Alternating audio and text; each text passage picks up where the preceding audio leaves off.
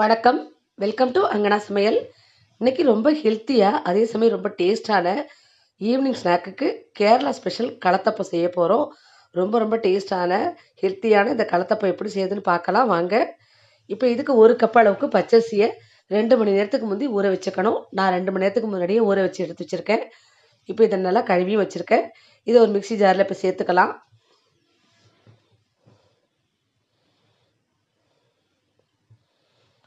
இப்போ அரிசியை சேர்த்த பிறகு இதில் ஒரு 1/4 ஸ்பூன் அளவுக்கு ஜீரகத்தை சேர்த்துக்குங்க. 1/4 ஸ்பூன் அளவுக்கு நைஸ் சால்ட்டை சேர்த்துக்குங்க. 2 ஏலக்காய் சேர்த்துக்குங்க. 2 ஸ்பூன் அளவுக்கு தேங்காய் துருவல் சேர்த்துக்குங்க. இது கூடவே ஒரு 3 ஸ்பூன் அளவுக்கு வடித்த சாதத்தை சேர்த்துக்குங்க.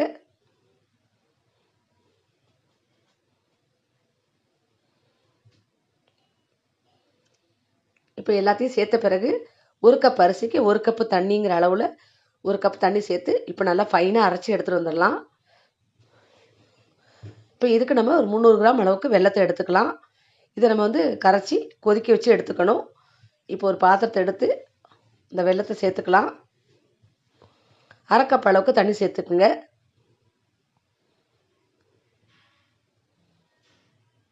இப்போ அடுப்பில் வச்சு நம்ம கரைச்சி கொதிக்க வச்சுக்கலாம்.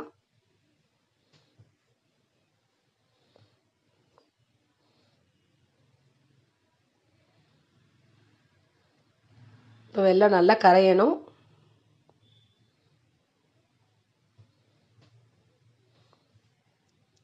இப்போ வெல்லம் நல்லா கரைஞ்சிருச்சு.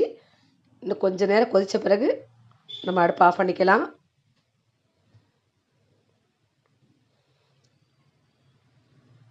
இப்போ வெல்லம் நல்லா முழுசாகவே கரைஞ்சி கொதிச்சிருச்சு. இப்போ நம்ம அடுப்பை ஆஃப் பண்ணிக்கலாம்.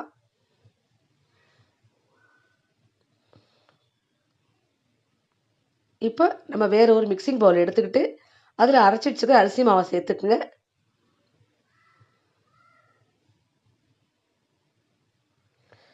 இப்போ இது கூடவே நம்ம கரைச்சி கொதிக்க வச்சுருக்கிற வெள்ளைப்பாகை சேர்த்து நல்லா கலந்து விட்டுங்க.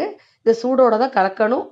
ஆனால் அதுக்காக நல்லா விஸ்க வச்சு கலந்து விட்டுருங்க. இல்லைன்னா உங்களுக்கு அங்கங்கே கட்டியாக லேசாக வெந்துடும். அதனால் நல்லா விஸ்கால் இந்த மாதிரி கலந்து விட்டுக்குங்க.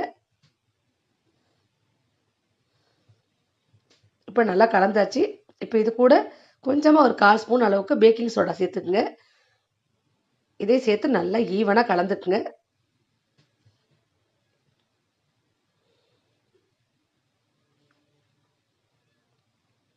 இப்போ நம்ம ஒரு குக்கர் எடுத்துக்கலாம். நான் ஒரு 5 லிட்டர் குக்கர் தான் எடுத்திருக்கேன். அதில் ஒரு 4 ஸ்பூன் அளவுக்கு தேங்காய் எண்ணெய் சேர்த்துக்கலாம். நீங்கள் விருப்பப்பட்டால் நெய் கூட சேர்த்துக்கலாம். இப்போ எண்ணெயை சேர்த்த பிறகு இதுக்கு கொஞ்சமாக தேங்காயை நல்லா இந்த மாதிரி பல்லாக கட் பண்ணி வச்சுருக்கேன். இதை சேர்த்து நல்லா செவக்க வறுத்து எடுத்துக்கணும். இப்போ தேங்காயை சேர்த்து நல்லா வறுத்துக்குவோம்.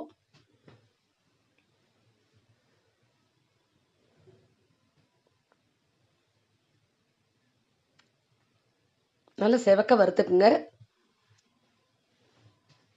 இப்போ நல்லா தேங்காய் வறுபட்டுருச்சு. இதை இப்போ நம்ம வேறு ஒரு பிளேட்டில் மாற்றிக்கலாம்.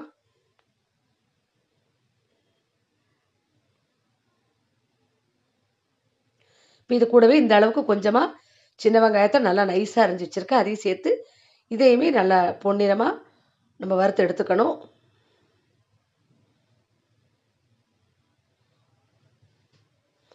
இப்போ வெங்காயமும் நல்லா ப்ரௌன் கலர் ஆகிடுச்சு. இதுலேருந்து ஒரு பாதி வெங்காயத்தை மட்டும் நம்ம எடுத்து பிளேட்டில் வச்சுக்கலாம். பாதி வெங்காயம் குக்கர்லேயே இருக்கட்டும்.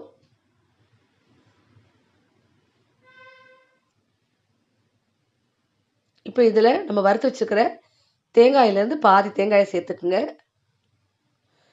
இந்த குக்கரில் மீதமாக கொஞ்சம் எண்ணெய் இருக்கும்.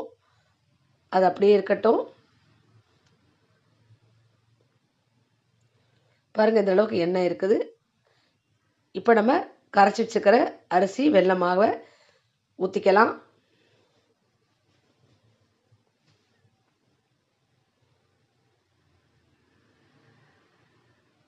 இப்போ இதுக்கு மேலே மிச்சம் இருக்கிற வெங்காயத்தையும் தேங்காயும் சேர்த்துக்கலாம்.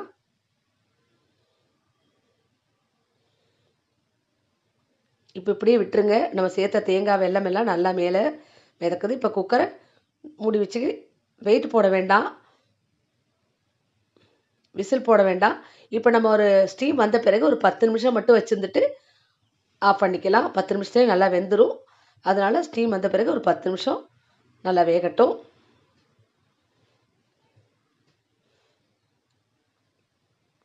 இப்போ 10 நிமிஷம் ஆயிடுச்சு. நம்ம குக்கரை திறந்து பார்ப்போம். பாருங்கள், சூப்பராக வெந்திருக்கு. நல்லா வெந்திருக்கு பாருங்கள். பார்க்கவே ரொம்ப நல்லாயிருக்கு. இப்போ நம்ம இதை கத்தியால் குத்தி பார்க்கலாம், நல்லா வெந்திருக்கா அப்படின்னு. பாருங்கள், கத்தியில் ஒட்டலை, நல்லா வெந்திருக்கு.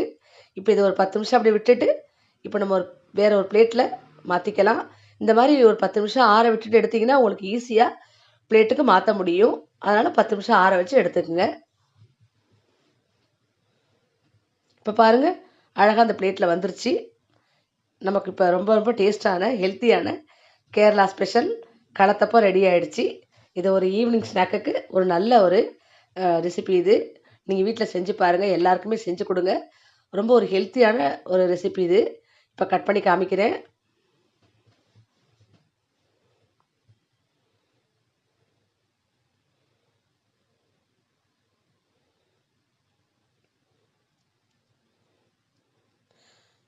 பாருங்கள், லேயர் லேயராக வந்திருக்கு. இன்னும் சாஃப்டாக ஸ்பாஞ்சு மாதிரி இருக்குது. பாருங்கள் எவ்வளோ ஸ்பாஞ்சியாக இருக்குன்ட்டு. சாப்பிடவும் ரொம்ப ரொம்ப டேஸ்ட்டாக இருக்கும். இது ஒரு டிஃப்ரெண்ட்டான டேஸ்ட்டில் ரொம்ப நல்லாயிருக்கும் சாப்பிட்றதுக்கு. அதனால் இது வீட்டில் நம்ம அடிக்கடி செஞ்சு சாப்பிடலாம். ரொம்ப ஒரு ஹெல்த்தியான ஈவினிங் ஸ்நாக் இது. குழந்தைங்க பெரியவங்க எல்லாருமே விரும்பி சாப்பிடுவாங்க. நீங்களும் வீட்டில் ட்ரை பண்ணி பாருங்கள். ஃப்ரெண்ட்ஸ், இந்த வீடியோ உங்களுக்கு பிடிச்சிருந்ததுன்னா மறக்காமல் லைக் பண்ணுங்கள், ஷேர் பண்ணுங்கள், சப்ஸ்கிரைப் பண்ணி நம்ம சேனலுக்கு சப்போர்ட் பண்ணுங்கள். உங்களோட கருத்துக்களை கமெண்ட்டில் சொல்லுங்கள். நன்றி, வணக்கம்.